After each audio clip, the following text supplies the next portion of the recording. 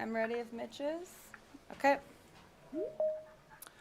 I'd like to call to order the April 22nd, 2021 Plan Commission meeting. Could I get a roll call, please? Hanson. Here. Brink. Here. Oletsky. Here. Dargits Johnson. Here. Kays. Maybe on mute. Are you there, Todd? Kays?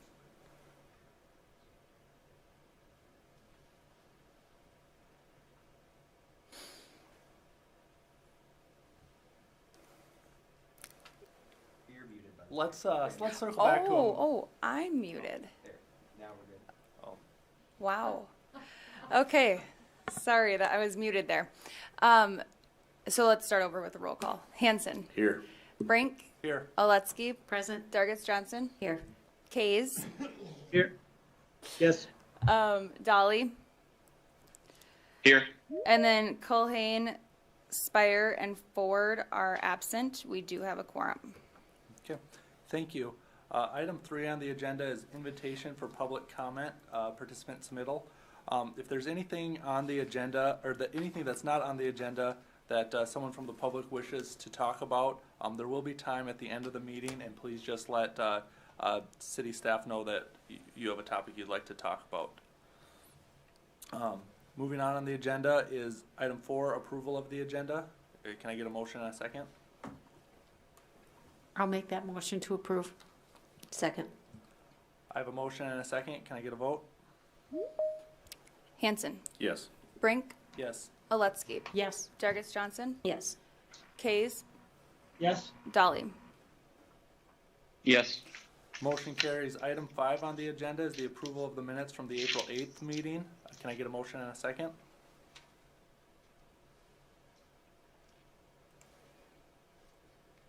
I'll make the motion. I'll second. We have a motion and a second. Can I get a roll call vote, please? Hanson. Yes. Brink. Yes. Oletsky. Yes. Dargits Johnson. Yes. Kays. Abstain. And Dolly. Yes. Motion carries. Item 6 on the agenda is commission consideration of resolution 2021-16, the concept plan of Harmony Hill. Brandy, will you give us an introduction? Yes, thank you, Brink. So, as Vice Chair Brink has stated, that this is the concept plan of Harmony Hills. It is a 495-acre piece of property on the southwest side of Watertown. It is bounded by Highway 81 on the east, 20th Avenue on the north, and County Road 11 on the west, and then 32nd Avenue South on the south side. There are portions of it that are currently annexed and zoned into the city where the existing monastery building is today. That is zoned Ag, A1 Agricultural District. And then the rest shown in this black hatched area of the property that is owned by the Benedictine Sisters and the Mother of God Monastery. The rest remains in the county currently. And so then let me scroll to show the overall concept plan that the owners and their agents are presenting to you today. And they will be coming up here shortly, and they will give also a brief introduction. I just want to get to this page where you can see they're proposing a variety of zoning designations. So the C3, highway commercial, C2, the local commercial, R3 is multifamily residential, and the PUD is a planned unit development, which you guys, that is actually, I'll show you their phases. That is their phase 1. And so you guys will be seeing a PUD plan come before you with the more detailed information there. R1, single family residential, and then down to the south is the rural residential lots that they're showing there. You can see We do have some collector routes through as central as they can be in this development, which is important for traffic conveyance. Here you can see the phasing, that this is the phase 1, that they would like to undergo construction yet this year. So with that, we did also present, let me get to that. We presented this plan to the park board and showed the general areas of where public parks could be placed. Obviously, with a large piece of property like this, it is hard to really nail down where the park will go. So they did agree that we would look at it at a per phase basis. And then because the sisters would like to potentially do some unique park dedications, and maybe that they would remain private, or that they would be maybe have some natural trails throughout the areas, because just of how the topography lays, this is a low area, so there could be some unique opportunities there for recreation.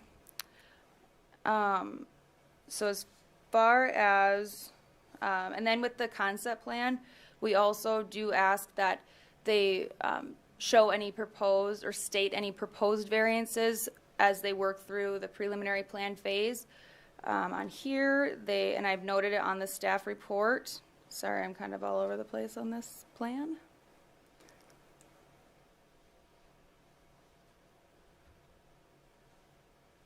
Maybe.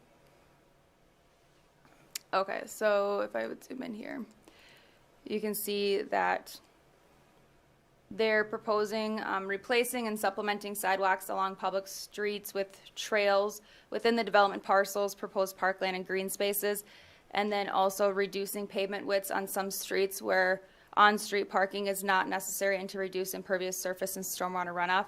And if you see in the report, they're just stating these at this point, but by approving this concept plan, you're not necessarily approving these variances at this time. They're just stating it up front of what they might try to implement in future phases, and then that would be handled during the preliminary plan phase. And then just lastly, then also just as staff is reviewing the plan against the engineering design standards and ordinance, we just have 2 items to note that that we would request as part of the motion. We still recommend approval of the concept plan, but we do ask that this long cul-de-sac here, in excess of 500 feet, which is the max in our design standards, be redesigned during that preliminary plan phase. And then also this alley that is shown, we did request that that would be redesigned and to potentially be a private street, as we ask that access be restricted along the collector route, and to have an alternative means for access.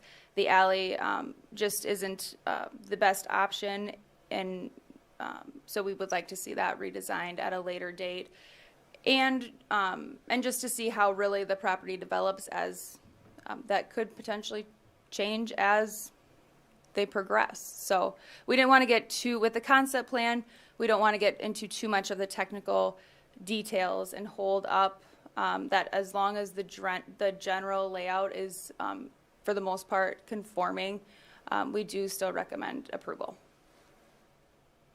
So with that, I'll open it up to questions.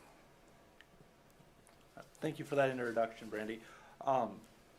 With the concept plan, is that, do we open up a public hearing for that? We do, okay. I Yeah. wasn't sure. And actually, before I open up to questions, would you be okay with if the applicant and their agent gave a brief introduction as well? I think they wanted to. Sure. Well, yeah, I'll open up a public hearing and ask them to come up and present. Okay, sounds good.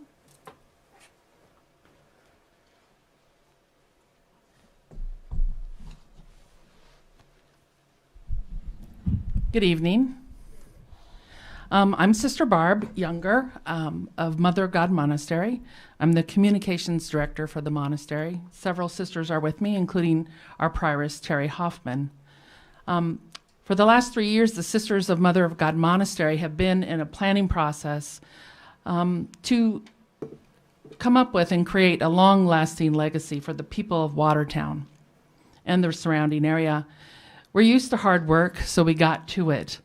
As you can see from the plans, we've not relented, and we've been determined to make Harmony Hill a place that invited synergy and creativity between people and organizations. We wanted to produce a combined effect greater than the sum of our separate parts. In short, the answer was, what can we do better together than alone? The first part was easy, to share what we have. Our greatest resource is people and the land that we live on. Our property, known as Harmony Hill, has been our home for more than 60 years, and we've served people of South Dakota and afar, mostly through healthcare and education. In the sunset years of our lives, we have recommitted our resources to the people of northeastern South Dakota by reimagining our role in healthcare and education in a synergistic way. Dr. Stephen Covey, whom I'm sure many of you know, says this about synergy. Synergy is better than my way or your way, it's our way. So when we were here last on April 8th, we talked about phase 1 being an elder care and senior living community. So that got some press, and here's a good question. How does a elder care and senior living community become the departure point for an intergenerational relationship-rich campus? So first, in a post-COVID era, we are committed to building a cutting-edge, state-of-the-art senior living and elder care community that offers the best and safest for folks who need more care. The design of this senior living community is really intentional, and it will employ an exemplary model of holistic living that promotes dignity and freedom and wellness of residents and staffs. The whole campus promises to be a unique intergenerational experience for seniors, students, and youngsters. We also are glad and honored to be able to say that our land, our 27 acres of land that we are going to donate as the emerging site for the future Challenger Learning Center of South Dakota. We've collaborated with the best two-year college in the nation, and in this way, we'll provide some student housing for the allied healthcare disciplines from Lake Area Tech. Also, we know that having a place to live while you're working and raising a family is pretty important. And so we've designed single-family residences and rural residential lots in several neighborhoods and developments. Harmony Hill was the local name of our hill when we purchased it. And somehow I think how that speaks so beautifully to what we're doing. Harmony means parallel narratives telling the same story. And so when you think about a synergistic, intergenerational community, how wonderful is that we can have all these different elements on our campus in a way that really gives back to Watertown for years to come. Thank you. Thank you, Sister.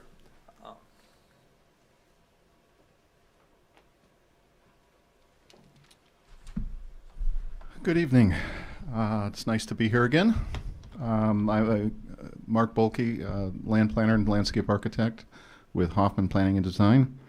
And as I told you last time, we've been working with the sisters for several years on due diligence to document the site analysis for the property and get a survey done, and really excited to continue this journey with the sisters and the community.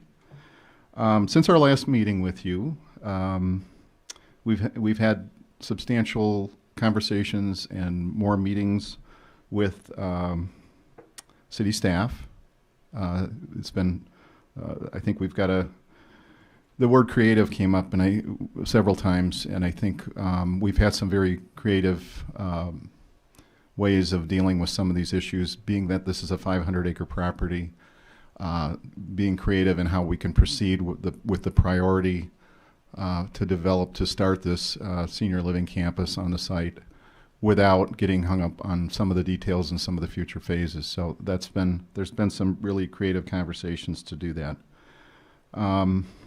Since our last meeting too, we've also been finalizing a design team for the project and a construction management team to help us out, to get involved early in the project.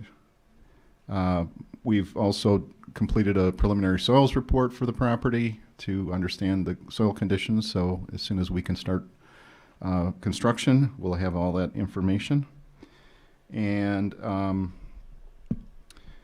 I think the staff, again, we actually met this afternoon for a good more than an hour, and we also scheduled a meeting for next Monday, and we're talking about having weekly meetings because we really want to keep things going. So that's our plan right now, is to have weekly, probably Teams meetings on video.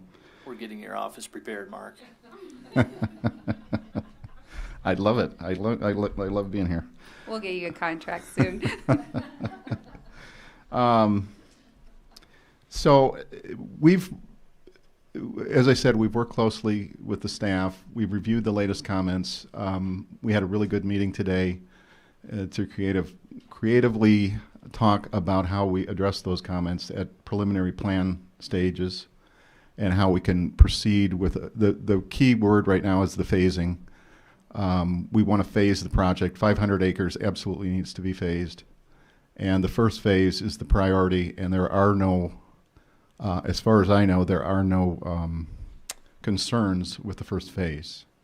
So that's really what we want to continue with. And we started out with many comments and many issues to discuss. We discussed utilities, annexation, zoning, and we've had great discussions on those. We've accomplished a lot in that regard. So really we've come down to just a couple of issues in some of the future phases. It was mentioned the cul-de-sac length. I think we can certainly address that when that phase of the development comes up. And the collector street, the minor collector that would go through the R1 area and the rural residential area. We tried to come up with a creative way of addressing that with an alley, trying to minimize the driveways on the collector street and still provide access and maybe a better streetscape without a bunch of driveways. And it would also carry traffic a little bit more efficiently. But we understand the city's position, and we'll work on that. The main concern is we don't want a collector street right next to the PUD because of the nature of the PUD being a senior living campus for elder care. So, couple other things. I mentioned I guess Brandy, if you could bring up the PUD plan. We wanted to show you where we're at with the concept for the PUD, the senior living campus and elder care facilities. And I think it'll help you understand, and it communicates better than just saying PUD. It starts to show the kind of concept and the considerate thought we're putting into this development. So this area, the area in color is what's labeled as the PUD on the overall concept plan. And if you look at, again today, as recently as today, we talked about how we can phase this because there's some things in what's labeled as the Veterans Village and the senior living twin homes. We haven't, because the sisters are concentrating on the senior living and elder care campus. We don't have all the details for those areas, so we're talking about actually phasing even the PUD to allow us to go forward with, I'll call it the north half of the area here shown in color. And there we do have some more detail, and this again is a concept, but it will progress quickly. But you can see on there, as you start on the west side, there's an independent living. Those would be senior apartments with underground parking is proposed. A new commons area on the south side of the existing monastery building. And the monastery building would be renovated for assisted living, more up-to-date assisted living facilities. The chapel will remain, but it will be a, what's the term I'm looking for? Ecumenical. It will not, part of this is not to make this the Mother of God monastery property or everything associated with the Catholic faith. So the chapel will remain, but it'll be for everyone, and it will be used by residents in the facility. The areas to the east of the Commons, kind of an odd-shaped area with a bunch of wings and a central area, but we're looking at, the sisters really wanted to create a neighborhood-type development where each of those wings would be low level, I mean, one story, ranging from assisted living to memory care to possibly skilled care. Within those different wings, there could be 12 to 16 or 20 resident units in each of those buildings, or each of those wings. And they really wanted to deal with the climate here. So we were proposing a spine, we called it a spine, to connect everything, which will be more than just a service hallway or a connection to get from one place to another. They really want to make that a special part of the plan, also to connect these neighborhoods, connect the entire facility to the commons, the assisted living and the independent living. So, and it gives us great opportunities to create courtyards, healing gardens, memory gardens, things like that are appropriate for different levels of care for seniors. So we just wanted to present that to you tonight. That hasn't been formally submitted for any review or approval, but that's where we're at with the concept, and we wanted to share that with you. A couple other things. I guess I just wanted to say I'm pretty amazed at how far the sisters' vision has progressed since I've been involved in this, and we really started visioning, or they've been visioning for a long time, but we got involved to assist with the visioning about 6 months ago, and to see where we are today is pretty amazing, and to think that we've come this far and have just a couple of what I would consider fairly minor issues on a 500-acre development to deal with at this point. And then it's really exciting to think that our goal is to hopefully get your blessing and approval tonight on the concept plan so we can proceed. And to think that there could be, within 6 months, there could be new streets out there, there could be foundations coming out of the ground for this elder community is just really great to think about. And then there's the future. I think this is going to lead to, I've been in development a long time, I think this is going to lead to other opportunities to follow. You've heard a little bit about the Challenger Learning Center of South Dakota, that opportunity here.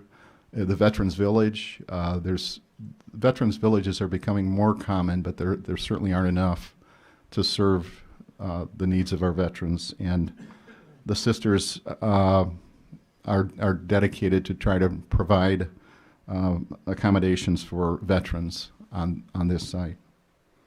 So with that, I thank you and appreciate your time.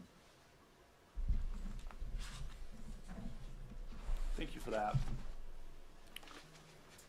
Brandy, has the design review team reviewed this, and do they have any comments about the concept plan? Yes, so we reviewed it twice with the design review team, which is made up of various staff members from different departments and divisions, and everyone looks at their areas of expertise and provides their comments. And the only two comments that we landed on were the ones that are noted in the staff report, and then also in the suggested motion as conditions to the approval. Have you guys addressed the issue that Joy had in the letter that she wrote concerning the alley versus the street? That she would rather see that as an alley instead of a full-fledged street. because of the location to the assisted living. Yes, do you want to? Yeah, thank you, Brandy. Thank you, Commissioner. So in regards to the alley, the main reason that was pointed out is, well, there's a couple reasons. Having single-family residential lots, having a primary and sole access onto an alleyway does not meet the terms in the design standards and the requirements of the design standards. Alleys are defined as a secondary point of access for residential lots, as you would commonly see, of course, primarily in the older part of town when alleys were more prevalently built. Now, we do have some older parts of town where alleys are the primary access, but it just simply doesn't meet our design standards today. There's a couple reasons for that. The alley design criteria are a lot less than what a private street or a public street design standard would be. They're simply not as wide. They're typically 20 to 22 feet wide. I believe they were proposing a 22-foot alley in this instance, which is 6 feet narrower than the private street section that we would otherwise require. A private street minimum width is 28 feet. That's to help meet fire code access and things like that, so that the proper fire apparatus have access in case of an emergency, but also for garbage collection, traffic in and out of that residential area. If it is to maintain and be a private street, that 28 feet is a minimum width.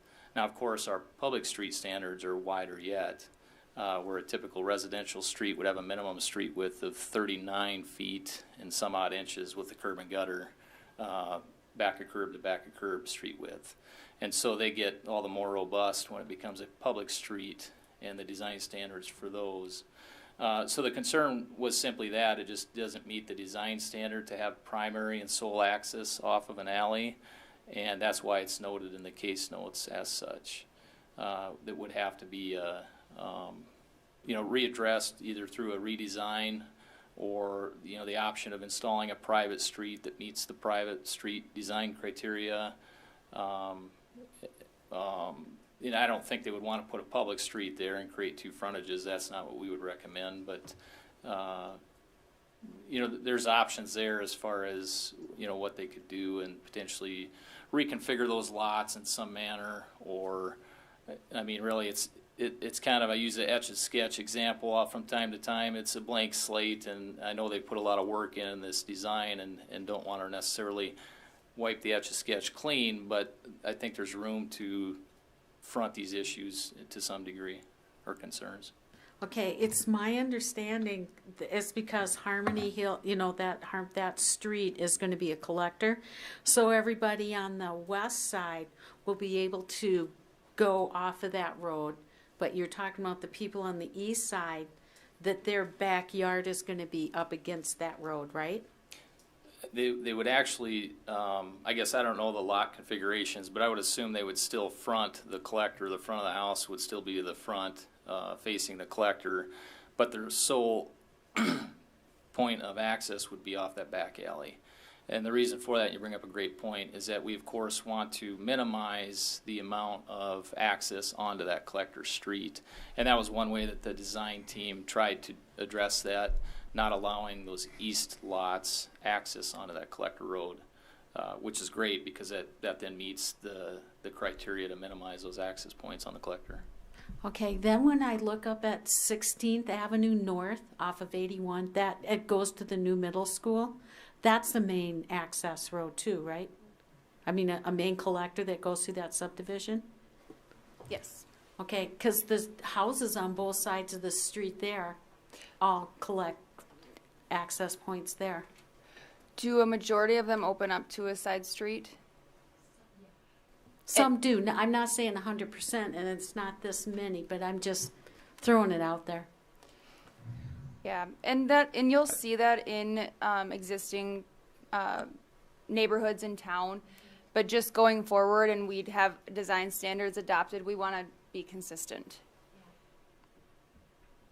I just wanted to offer to answer any questions if you want me to, and I can respond to the comments and kind of summarize some of the discussions we've had.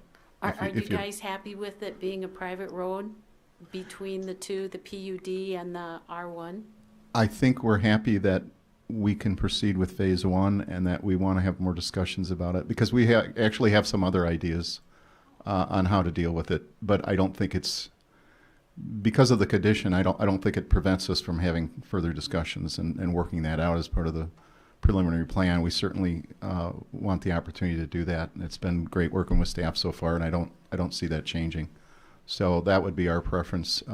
Just a little history on, since we originally submitted the plan, we did, on the west side of the street, we actually made those lots all wider so there'd be fewer driveways.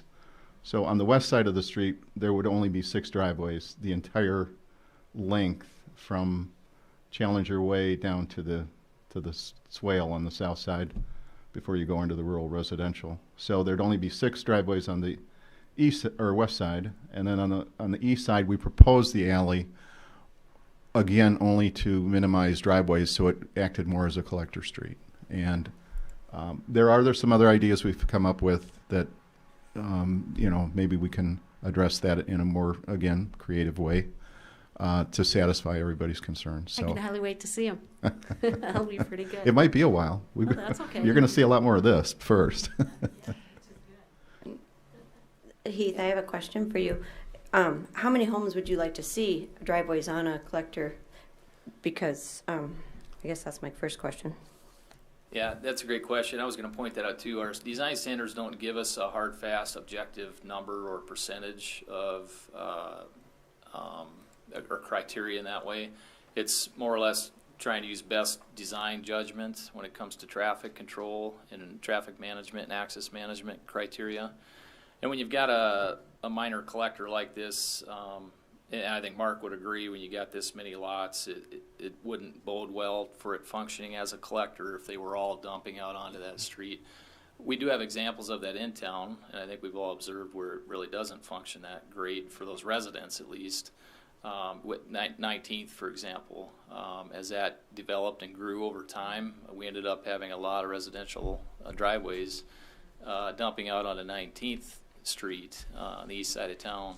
And so to answer your question, we use our judgment as design professionals and look at it from a traffic safety standpoint and from a standpoint from a homeowner's perspective, and not wanting to allow development that we know is going to likely cause issues for a property owner in the future. Thank you. My next question is, tonight what we vote on, if we are not in favor of the alley, and as he stated, they have some other ideas, are we just okaying the PUD tonight, or are we okaying the whole plan? I think the way staff has written this up, and it's a little bit unique, is that we recommended approval with noting these the 2 formal variances that they've asked for, and then the other, what I would call variations, that we want to note to continue to work with them. From a staff standpoint, we're fine working with them on a per phase basis or even ahead of that point. So as they come in with each phase with their preliminary planning, we realize phase 1 being of critical importance here, timing being of the essence. This alley is not in phase 1. We could theoretically have that discussion some point a year or years down the road when they get to that phase, so long as it's noted in the case files under the approval of this concept plan that was a concern that we needed addressed. That was staff's standpoint on that. If the board is willing to move forward in that direction, we're okay with that. We would just make sure the record is noted appropriately and not forgotten about in case it is years down the road before that phase comes forward again in the prelim plan. Thanks for that, Heath. And here I pulled up the suggested motion in the agenda packet under the staff report. So that it would be to approve the concept plan of Harmony Hill with the conditions that the southwest cul-de-sac labeled as Harmony Circle Southwest and the alley to the east of the north-south minor collector labeled as Harmony Trail Southwest be redesigned during the preliminary plan phase to meet the engineering design standards. And then we'll look into them at that point in the project or in the phasing too.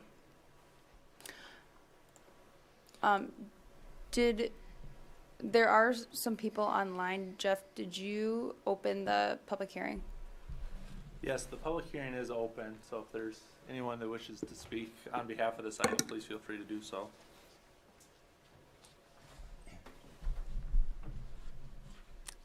Hi, I'm Brad Johnson. I'm a real estate appraiser in town. I'm also a longtime supporters of the sisters and a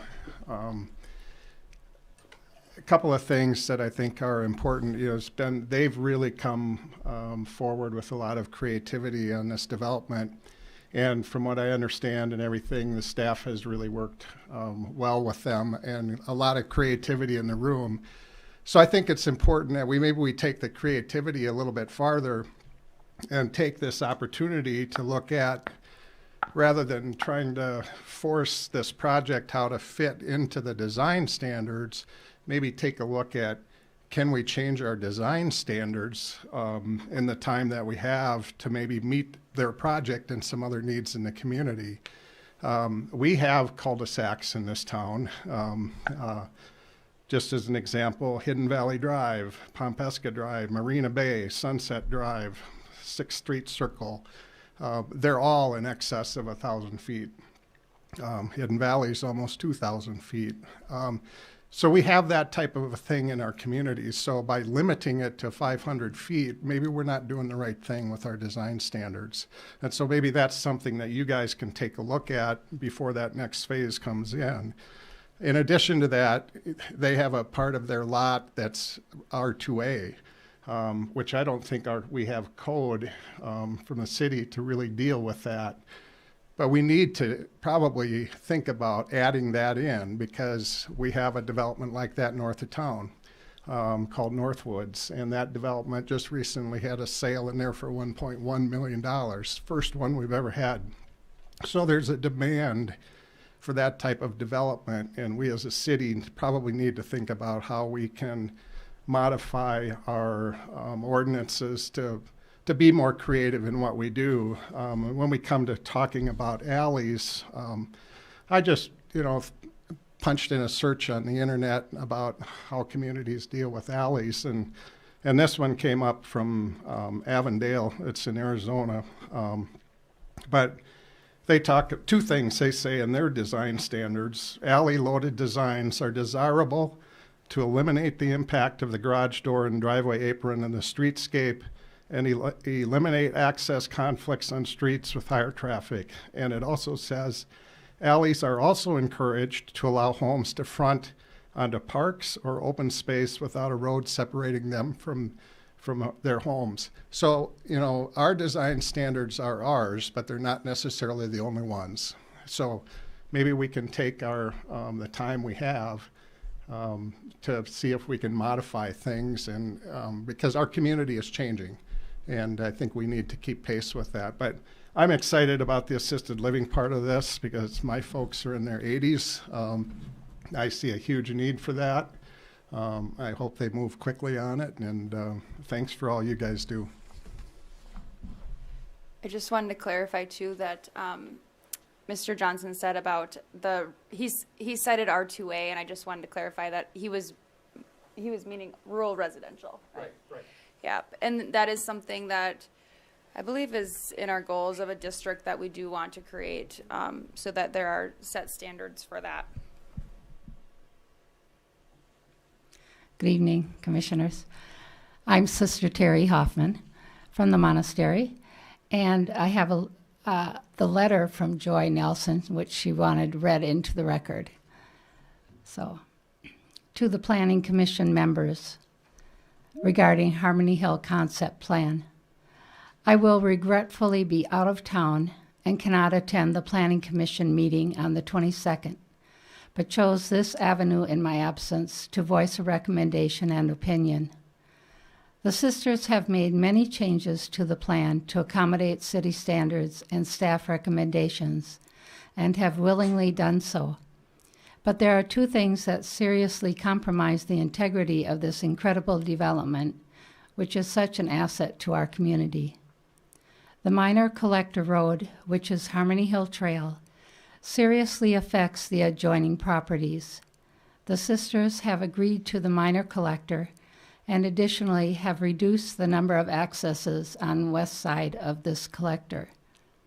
However, if you look at the plan, with the collector being where it is, it calls for another street to be constructed with one R1 lots in between these two streets. The additional expense is incredible and makes no sense to have two city streets 130 feet apart. The sisters have asked for the access on the west side of these lots to be an alley, which in certain circumstances is permissible in design standards, and I believe this to be one of those instances. By the alley being the access into the homes on the east side of Harmony Hill Trail, reduces again the access onto the minor collector. Also, a street next to the elder care facility destroys the integrity of the elder care facility and the peacefulness that should be maintained for a facility like this. They have also agreed to plant trees on the east side of the alley to buffer the care facility from the R1 homes using the alleyway as access. There is also a cemetery that would immediately border that alleyway. To put another street there makes no sense financially and shows no sensitivity to whom the residents in the immediate area are.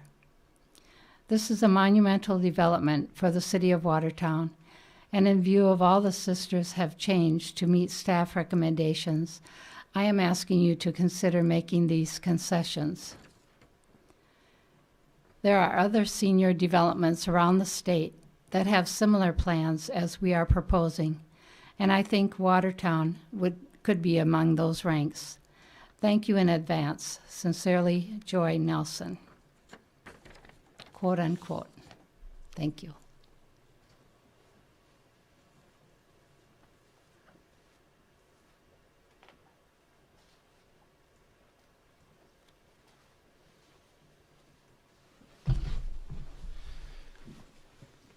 Good evening.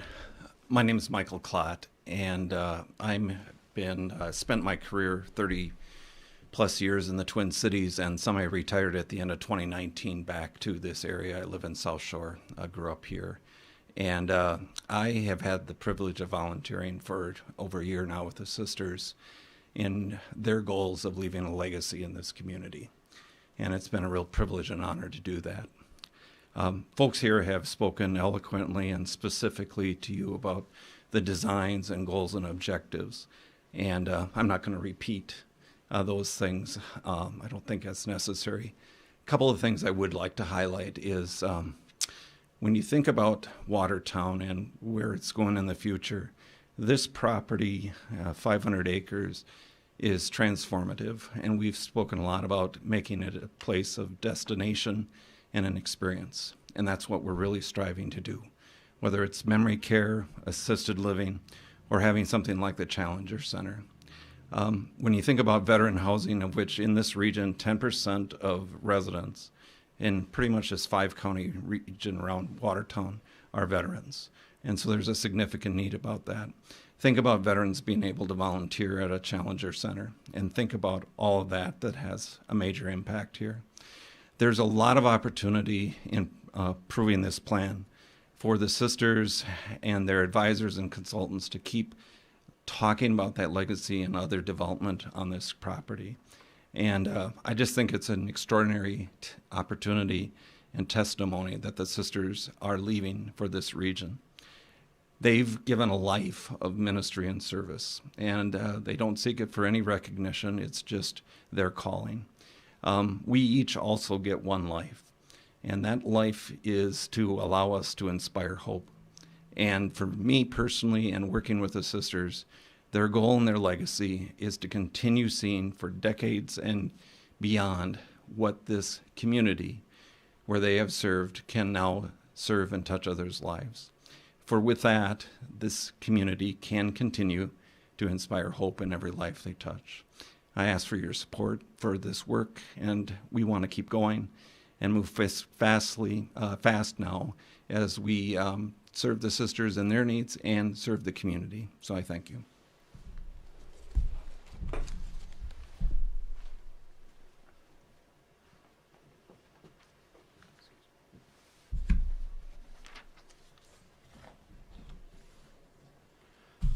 Hi, my name is Bert Magstead. I'm the Director of Operations for the Municipal Utilities.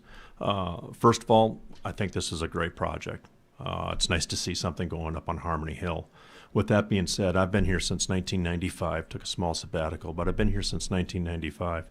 The whole time I've been here, that project, that land in that area has always been kind of off limits, and I get that.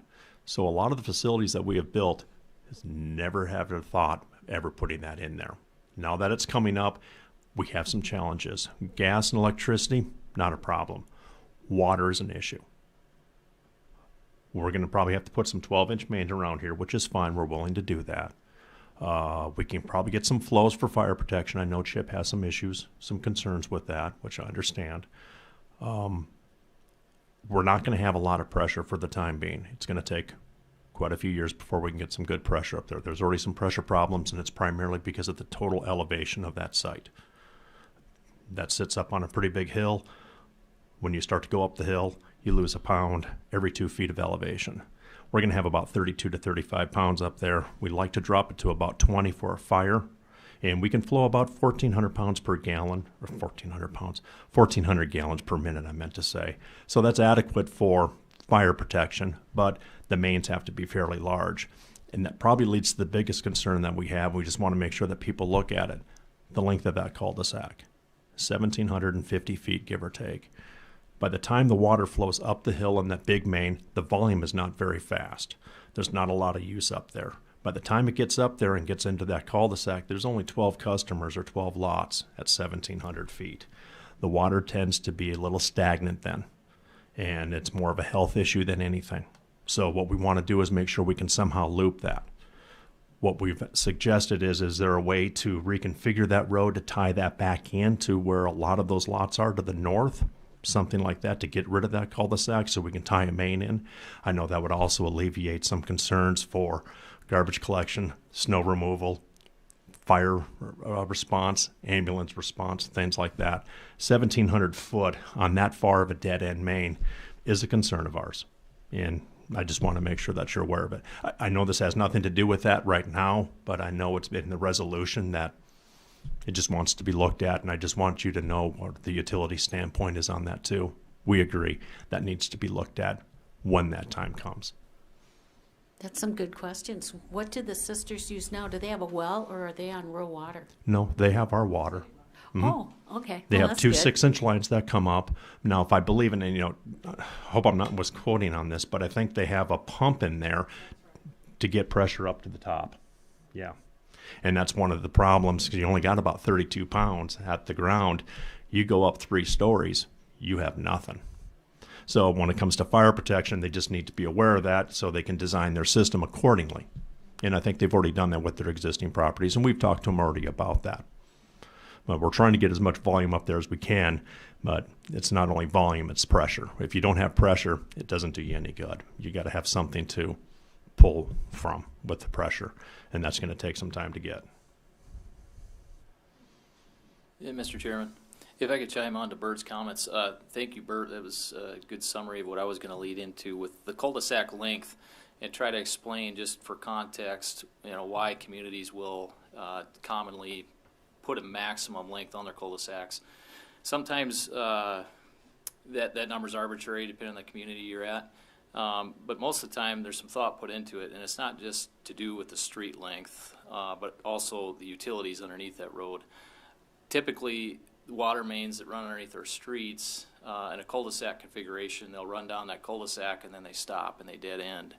And under that scenario, like Bert's alluding to, that creates pressure and flow issues, primarily when it comes to fire protection. And so when you have long dead ends like that, and you can't meet the pressure and flow requirements for fire protection, that's one of the issues. But then the other one is also water quality. If you don't have good turnover in a long dead end main, water quality becomes an issue as well. So I appreciate that context, Bert, because it's not just necessarily the street concern, it's also the utility concern when it comes to street maintenance and how the utilities are located underneath those cul-de-sacs. Some options we have as far as altering our standards, both Stacy and I actually worked in a prior community where they didn't have a hard, fast number. They looked at the trip generation off of a cul-de-sac based on the number of single-family or multifamily uses on that cul-de-sac. And they capped it based on an appropriate amount of trips generated in and out of that cul-de-sac from a transportation management standpoint. And then the other factor I wanted to throw into the mix here is, of course, the fire code and making sure that we're not sending a fire apparatus down a long dead-end cul-de-sac without another means of egress or issues with how they're setting up their systems and fighting a fire and things like that. So all those things combined are why cul-de-sacs are typically regulated in length. I do know, obviously we've got some longer ones in our community that have been built in the past. Whether those cul-de-sacs have fire flow issues or water quality issues, I couldn't speak to that today, but those are some of the reasons why we look at those cul-de-sac lengths and try to minimize them or put a maximum to them that makes sense.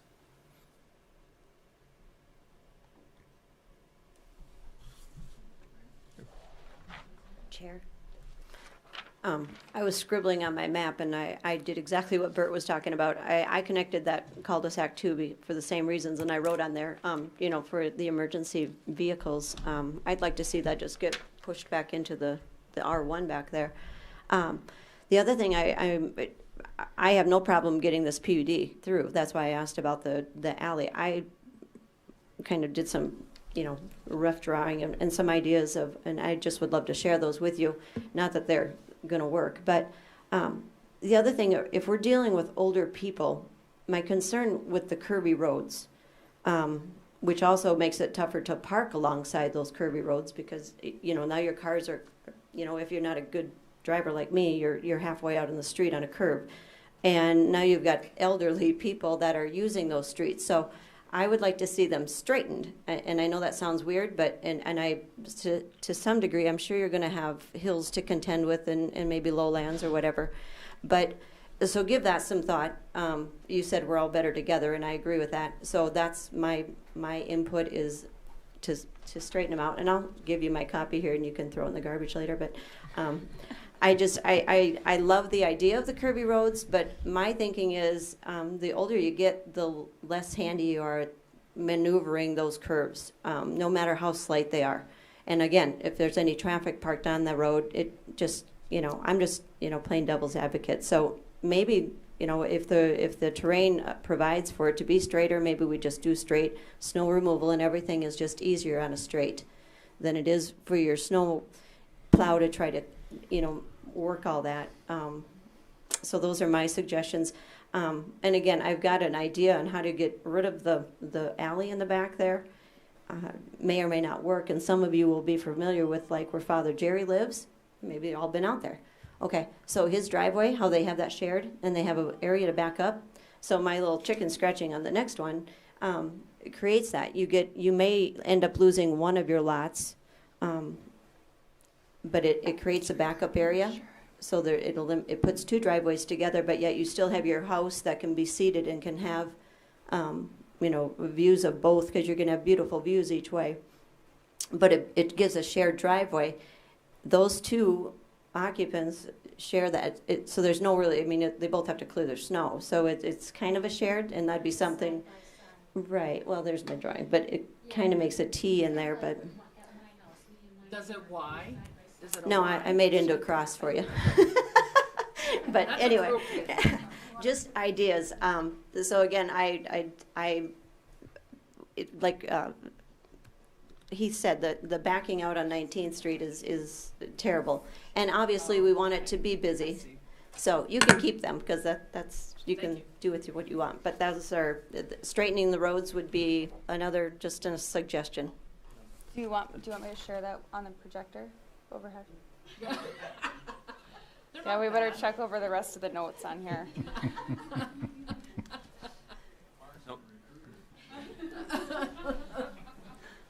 I'll bring my crayons next time. And I just agree with that straightening of roads. We can label it a collector, but if it doesn't feel like a collector, if this right now, if you're driving on it, you end up having to turn. That just doesn't get the feel of a collector, and people won't use it as a collector. and you will get a situation like we have east of 19th where there is no collector that gets used east of 19th. People come to 19th, and then 19th it gets a lot more traffic.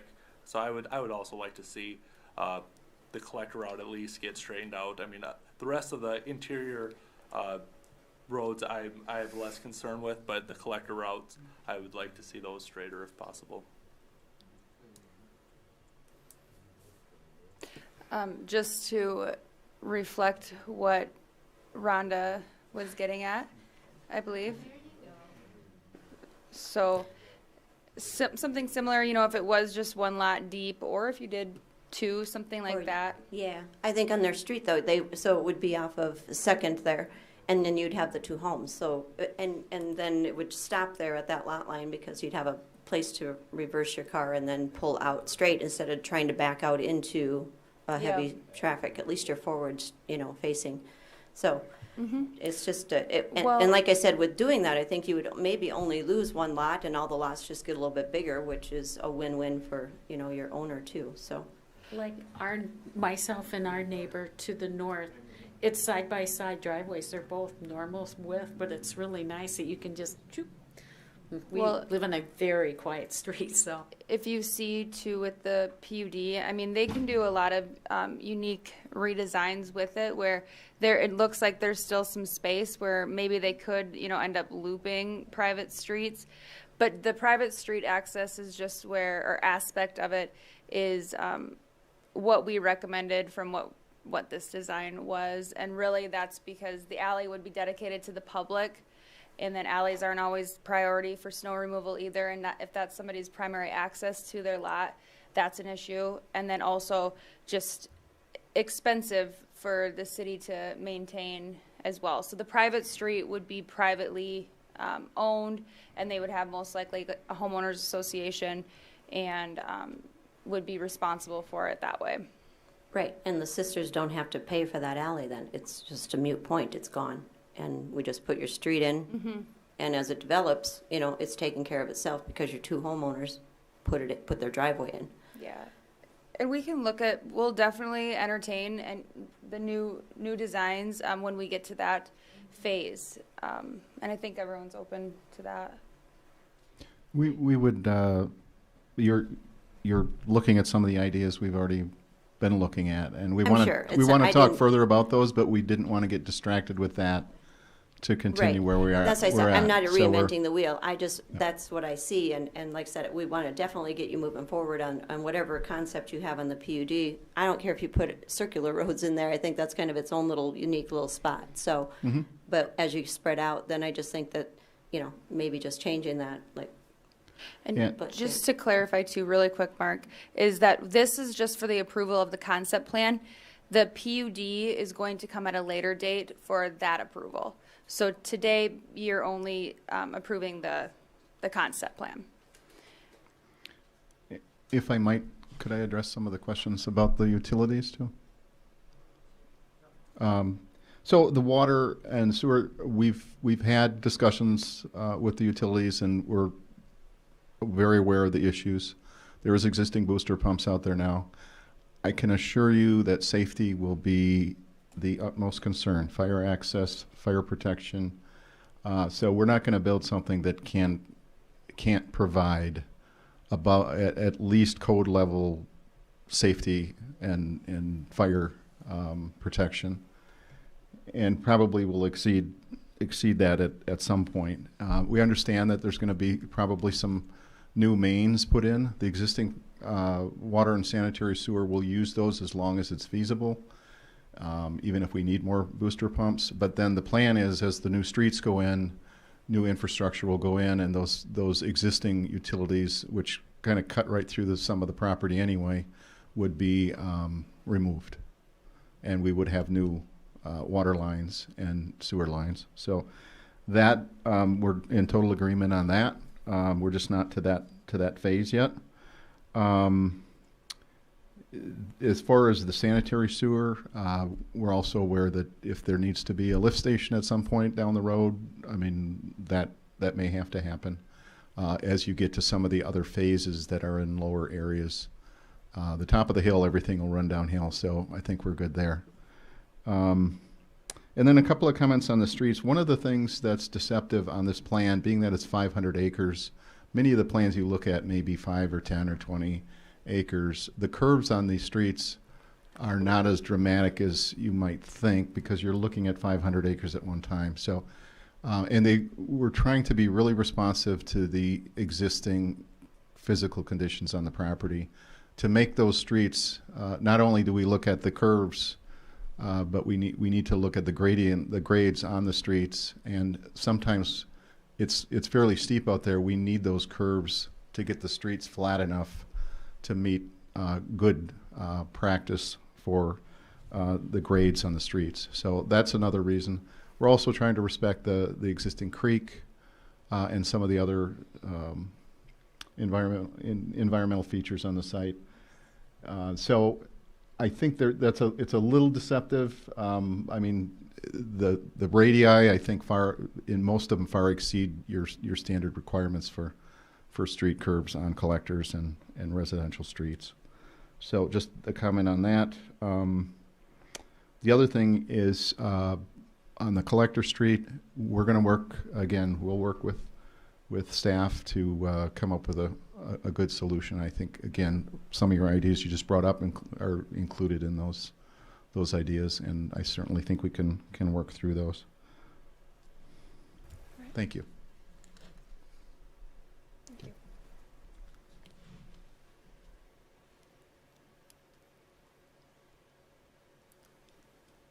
Is there any other public comments from the public, or does anyone from the board have any other questions for the developer?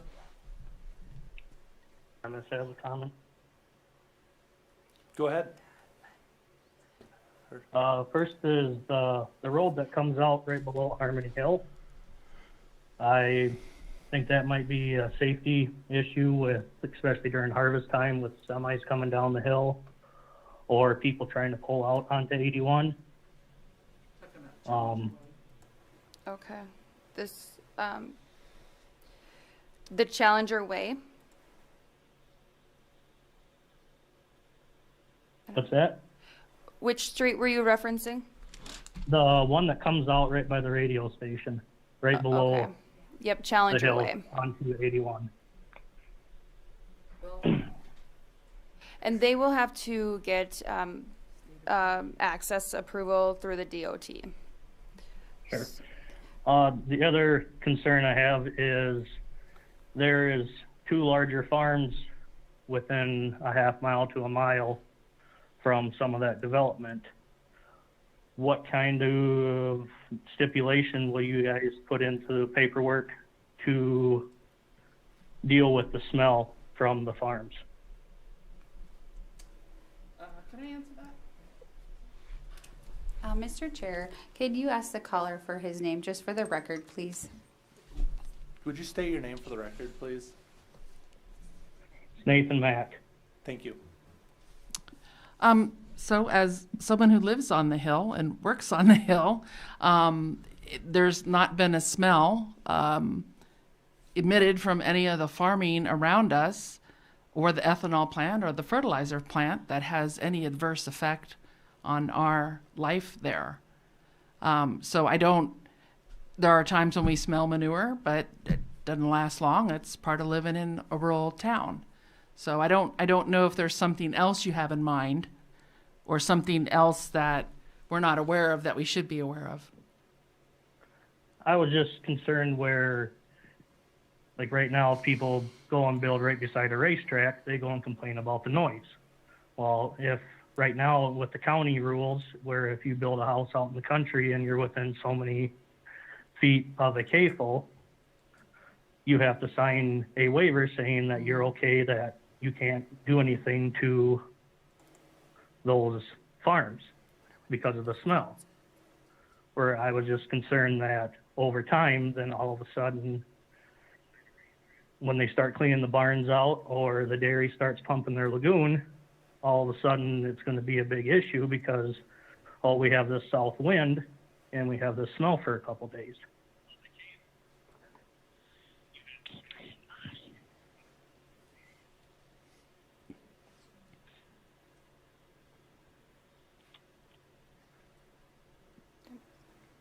Does anybody have any questions? I've got a comment. Go ahead, please state your name for the record. Trevor Vanwell. We actually already were located 1 mile south of the very south edge of the development, and we actually already received complaints at the trailer court, which would be northwest of the monastery. So I don't know how there wouldn't be any complaints. I don't know how many lots they're talking, but obviously you're going to be a whole mile closer to where our main facility is. And just then you go a mile, or actually a half a mile to the west, and you got the Tesh Dairy, which is Southview Dairy, which pump the lagoon twice a year. We spread fertilizer 3 to 4 times a year. So that's where I'm wondering what has to be done on the signatures for fertilizing and pumping and smell.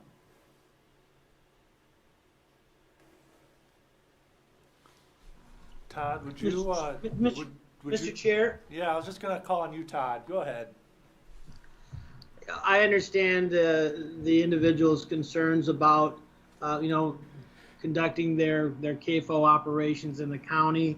The issue is right now, as the city grows, and the city has no requirements in place to, require anybody to sign some sort of an easement or a waiver as the city grows, nor does the county require the city to sign off on waivers as the city grows. So it's really, I'm guessing, I know they would like to have some assurances that they're not going to get in trouble with their neighbors, but it's just part of change in life, and there really isn't anything that this board can do to require any of those things that they'd like to see us do.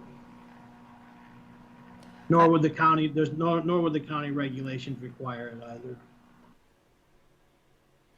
I think we'd probably have more problems with shared driveways, honestly, than the smell of you doing what you've been doing on that land for decades. So, I mean, the sisters don't have any issues with it. That's for sure.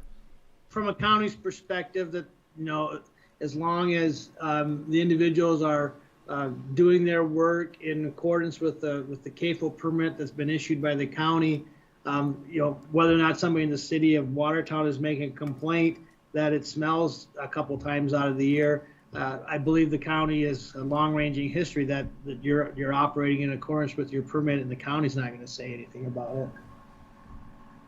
As long as you're not spreading manure too close to a residence or too close to a road, that's the only thing you need to worry about from a county perspective.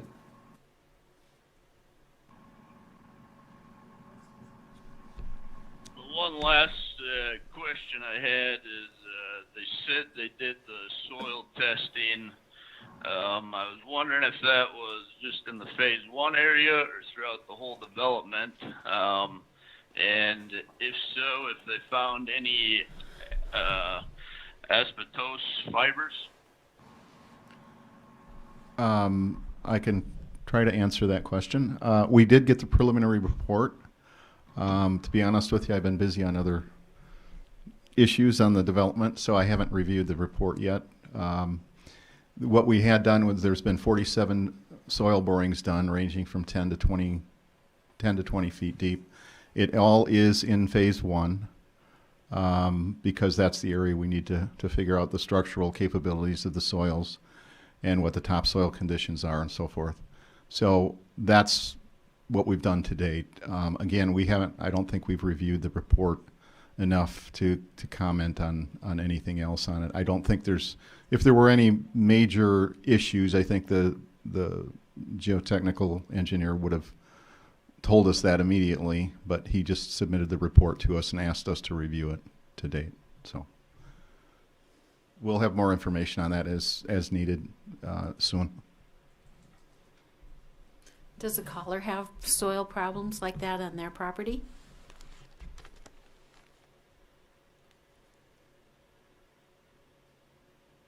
I think the issue, Mr. Chair, Go ahead, Mr. Case. I think the issue is that there was a lot of, you know, when several years ago, the county issued a conditional use permit for something of a rubble site that was where materials were buried from a demolition project that happened on that site. And there may have been asbestos, but I think if it was abated at the time.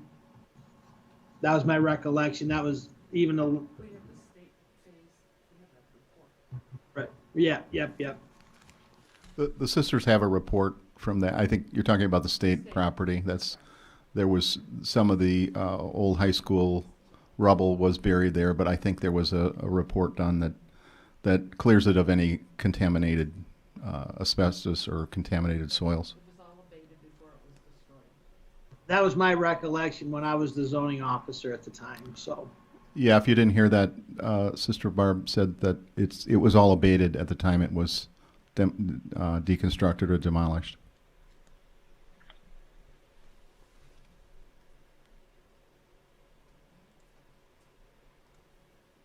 Are there any other comments from the public? One other thing, to my recollection, my knowledge that asbestosis fibers, can they not travel through soil?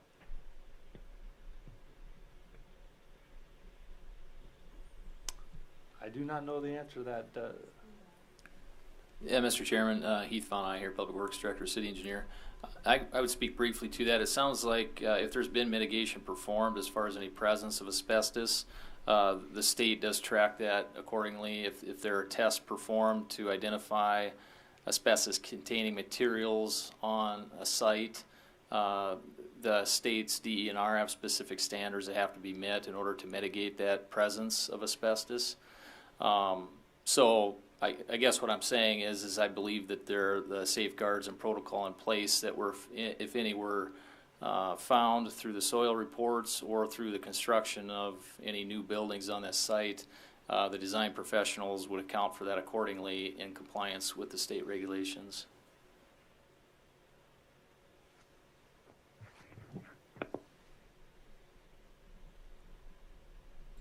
Good questions, and thank you for that explanation. Do we have any other comments or questions?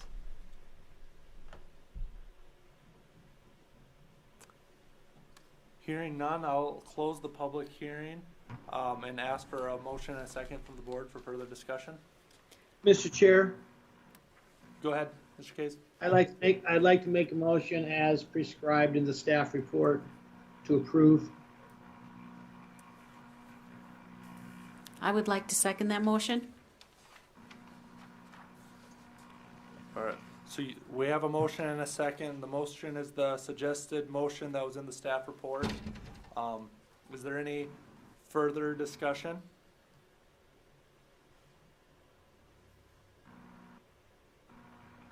Hearing none, I'll ask for a roll call vote. Hanson. Yes. Brink. Yes. Aletsky. Yes. Jargis Johnson. Yes. Kays. Yes. And Dolly. Yes. Motion carries. Next item on the agenda, I think I lost my agenda. Thanks. Is the open public comment? Did we receive any? Thank you all for coming. No. All right. Next item on the agenda is new business. Do we have any new business? No. No. Ninth item on the agenda is old business. Do we have any old business? We do have some old business, and if the Plan Commission would like, we could go over the revised list of goals quickly. What I did was I thank you all that took the survey. It actually wasn't as easy to get everything out of that nice form as it was to put that together. So I just went back to the list for simplicity's sake. And I do have some hard copies here. And we'll also pull it up on the screen, and I can direct Brandy to where it's stored at. So we can all take a look. But what I did was I prioritize these based on the rankings contained within that survey. So it is going to be under planning, and then community development, Stacy, and then under goals. And then I think you'll see it's the only Word document in there. List of goals right in the middle. Okay, thank you, Brady. So I just wanted to see if there were any other comments, questions, or if the board feels this is appropriate to move forward with. One of the things that I changed just slightly is number 7 on the list of goals for 2022. Those are administrative changes. I just wanted to keep it as such, like if there were any type of administrative changes that were maybe adding stuff back in that was inadvertently deleted, or things that we consider more administrative in nature. So with that, it looks like the Lake Residential District was a very top priority, as well as incorporating conditions for conditional uses, parkland dedication fee in lieu, campus district, rural residential district, and the rural residential street section with that as well. Parking requirements, and just on down the list. You can see that the list of goals for 2022, we've already knocked off item 8, I believe, because that has actually been sent to the council already. So they'll have second reading coming up real soon. And kennels is number 5 on the 2022, and I think that'll be coming forth soon. So with that, I'd be happy to answer any questions or take any further comments from the board. Stacy, this Yes. is Todd.